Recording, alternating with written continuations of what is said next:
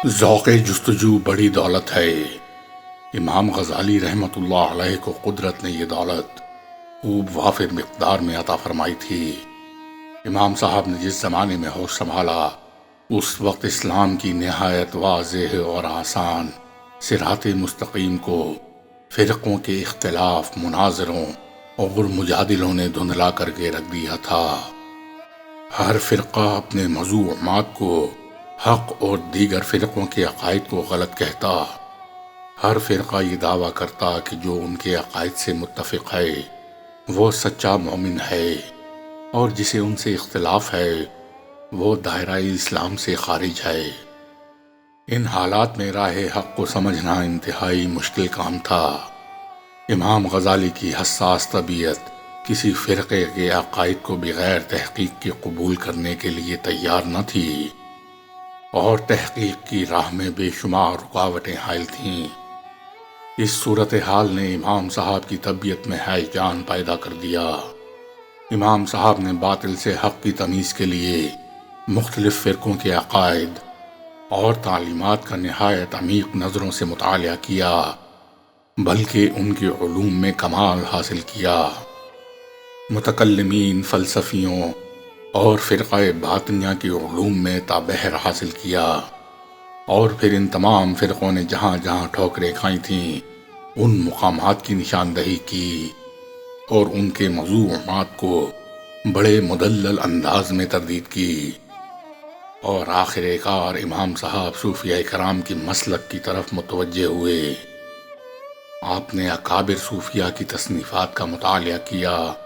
اور بالآخر امام صاحب کو یقین ہو گیا کہ یہی طبقہ یعنی طبقہ صوفیہ ہی حق پر ہے۔ المنقذ من الضلال امام صاحب کی زندگی کے اسی مد و جزر کی داستان ہے۔ امام صاحب جیسی علمی شخصیت تو تمام عقلی علوم کے برعکس تصوف ہی کو راہ حق قرار دیتی ہے، لیکن ہماری صفوں میں ان لوگوں کی بھی کمی نہیں جو تصوف کو افیون کا نام دینے سے بھی باز نہیں آتے۔ اقلیت پسندی کے اس دور میں جب لوگ ہر چیز کو یہاں تک کہ الہیات کو بھی عقل کی کسوٹی پر پرکھنے کی کوشش کرتے ہیں، امام صاحب کی یہ تصنیف انتہائی مفید ہے۔ اللہ تعالیٰ نے مخلوقات کو تاریکی میں پیدا فرمایا اور پھر ان پر اپنے انوار کی بارش کی۔ یہی وہ نور ہے جس سے کشف حاصل کرنا چاہیے۔ اس نور کے چشمے بعض اوقات ذات خداوندی سے پھوٹتے ہیں، اور مومن کے لیے ضروری ہے کہ ان بابرکت ساعتوں کی تلاش میں رہے، جیسا کہ آن حضور صلی اللہ علیہ وآلہ وسلم کا ارشاد گرامی ہے: بعض ساعتوں میں تمہارا رب کریم اپنی شان غفوریت سے تجلی فرماتا ہے، تم ان ساعتوں کی طاق میں رہا کرو۔ امام صاحب فرماتے ہیں، جب اللہ تعالیٰ نے مجھے اپنے خاص فضل اور رحمت بے پایاں سے اس مرض سے شفا بخشی تو میں اس نتیجے پر پہنچا کہ طالبین کے 4 گروہ ہیں۔ متکلمین، ان کا دعویٰ ہے کہ وہ اہل الرائے اور صاحب حکمت ہیں۔ الباطنیہ، ان کا گمان ہے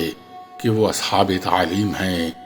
اور وہ امام معصوم سے فائز حاصل کرتے ہیں، اور یہ فائز صرف انہی کو حاصل ہوتا ہے۔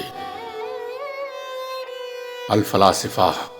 ان کا گمان ہے کہ ان کے معتقدات منطق اور دلیل پر مبنی ہیں۔ الصوفیہ، ان کا خیال ہے کہ وہ خاصان بارگاہ خداوندی میں اور مشاہدہ اور مکاشفہ کے مقام پر فائز ہیں۔ امام صاحب نے فرمایا کہ میں نے اپنے دل میں سوچا کہ حق ان 4 اصناف سے باہر نہیں، کیونکہ وہ گروہ طلب حق کی راہ پر گامزن ہیں، اور اگر ان میں سے کوئی گروہ بھی حق پر نہیں تو پھر حق کی تلاش بے سود ہے، کیونکہ تقلید کو خیر بات کہہ دینے کے بعد اب اسی کی طرف لوٹ جانا تو ناممکن ہے، کیونکہ مقلد کے لیے یہ شرط ہے کہ اس کو علم نہ ہو کہ وہ مقلد ہے، اور جب اسے پتہ چل جائے کہ وہ مقلد ہے تو پھر تقلید کا شیشہ ٹوٹنے لگتا ہے، اور اس میں وہ دراڑیں اور لکیریں پڑ جاتی ہیں جن کو پر نہیں کیا جا سکتا، جب تک کہ اسے آگ میں پگھلا کر نئے سانچے میں نہ ڈالا جائے۔ امام غزالی رحمۃ اللہ علیہ فرماتے ہیں، میں نے علم الکلام سے آغاز کیا، اسے حاصل کیا، سمجھا، محقق متکلمین کی تصانیف کا مطالعہ کیا، علم الکلام کے متعلق کچھ کتابیں تصنیف کیں۔ بالآخر میں اس نتیجے پر پہنچا کہ یہ علم اپنے مقصد کو تو پورا کرتا ہے، لیکن میرا مقصد پورا کرنے سے قاصر ہے، کیونکہ علم الکلام کا مقصد اہل سنت والجماعت کے عقائد کا تحفظ اور انہیں اہل بدعت کی چیرہ دستیوں سے محفوظ رکھنا ہے، کیونکہ اللہ تعالیٰ نے اپنے بندوں کی طرف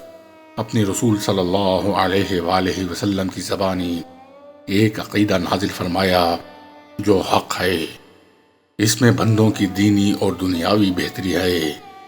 اور قرآن و حدیث اس عقیدے کی صداقت کے گواہ ہیں۔ پھر شیطان اہل بدعت کے ذہن میں کچھ ایسی باتیں ڈال دیتا ہے جو سنت کے مخالف ہوتی ہیں۔ بدعتی ان شیطانی وساوس کو اپنا اوڑھنا بچھونا بنا لیتے ہیں اور اہل حق کی نظروں میں سچے عقیدے کو مشکوک بنانے کی کوشش کرتے ہیں۔ اس لیے اللہ تعالیٰ نے متکلمین کے گروہ کو پیدا فرما کر اور ان کے دلوں میں یہ تحریک پیدا فرمائی کہ وہ سنت کی حفاظت ایسے مدلل کلام سے کریں جو اہل بدعت کی ان تلبیسات کا پردہ چاک کر دے جو انہوں نے سنت معصورہ کے خلاف پیدا کر رکھی ہیں، اور اس طرح علم الکلام اور متکلمین کا وجود عمل میں آیا۔ متکلمین کے ایک گروہ نے اس فرض کو بڑی عمدگی سے انجام دیا جو انہیں بارگاہ خداوندی سے تفویض ہوا تھا، اور انہوں نے اہل سنت کی زبان پر نازل ہونے والے عقیدے کا کما حقہ تحفظ بڑی عمدگی اور خوش اسلوبی سے کیا، اور اہل بدعت نے عقائد حق میں جو رخنے ڈال دیے تھے ان کو پر کیا، لیکن اس ساری تگ و دو میں انہوں نے ان مقدمات پر اعتماد کیا جو انہیں مخالفین سے ملے تھے، اور تقلید اجماع امت یا قرآن و حدیث کے بیان سے ان مقدمات کو تسلیم کرنے پر مجبور ہوئے تھے۔ ان کی اکثر کوششوں کی بنیاد یہی ہوتی کہ وہ مخالفین کے ہاں مقدمات کی روشنی میں ہی مخالفین کی تردید اور مواخذہ کریں، اور یہ طریقہ اس شخص کے لیے قطعاً مفید نہیں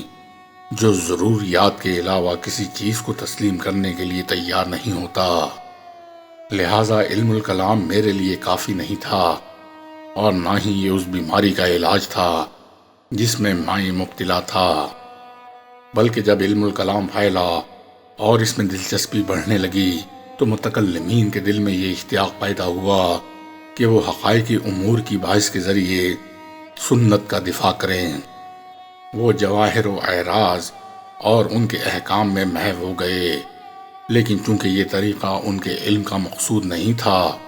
اس لیے علم الکلام اپنا مقصد حاصل نہ کر سکا، اور متکلمین کی کوششیں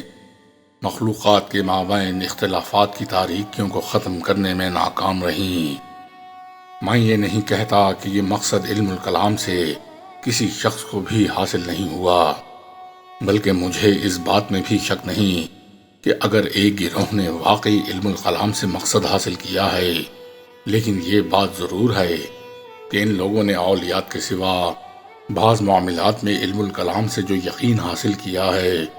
وہ تقلید کی آمیزش سے خالی نہیں۔ امام غزالی رحمۃ اللہ علیہ فرماتے ہیں، یہاں میری مراد اپنی حالت بیان کرنا ہے، اور جس شخص کو علم الکلام سے فائدہ پہنچا ہے اس کا انکار مقصود نہیں، کیونکہ مختلف بیماریوں کے مختلف علاج ہوتے ہیں، اور کتنی دوائیں ایسی ہیں جس سے مرض کو تو شفا حاصل ہوتی ہے، لیکن وہی دوا کسی دوسرے مریض کے لیے مضر ثابت ہوتی ہے۔